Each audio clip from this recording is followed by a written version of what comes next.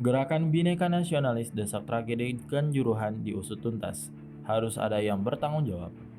Gerakan Bhinneka Nasionalis berbela-sungkawa sekaligus prihatin atas jatuhnya korban jiwa dalam kerusuhan di Stadion Kanjuruhan, Malang, Jawa Timur. Ketua Bidang Pemuda dan Olahraga GBN Ari Purnama mengatakan duka dan keprihatinan GBN bukan hanya atas jatuhnya ratusan korban jiwa, tapi juga sirnanya nilai sportivitas dan budaya ksatria di Indonesia.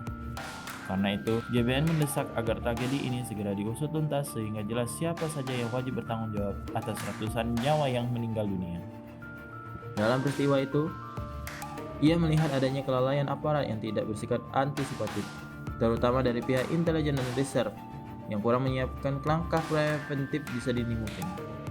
Kemudian, penyelenggara pertandingan yang kurang bertanggung jawab karena cenderung mengejar keuntungan material semata.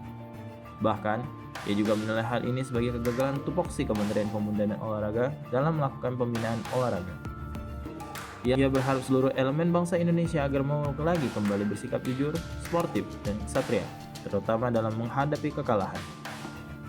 Tercatat, 157 orang tewas dalam kerusuhan di penghujung laga Liga 1 antara Arema FC dan Persebaya di Stadion Kanjuruhan Sabtu 1 Oktober 2022 malam. Dua di antara korban tersebut adalah anggota kepolisian. Kerusuhan dipicu kekecewaan Aremania, supporter Arema FC. Mereka tak terima tim kesayangannya kalah di kandang sendiri atas Persebaya dengan skor 2-3. Penonton memaksa masuk ke lapangan, situasi kian tak kondusif setelah polisi melepaskan gas air mata ke tribun penonton. Penonton pun berdesak-desakan keluar stadion hingga akhirnya menimbulkan ratusan korban jiwa.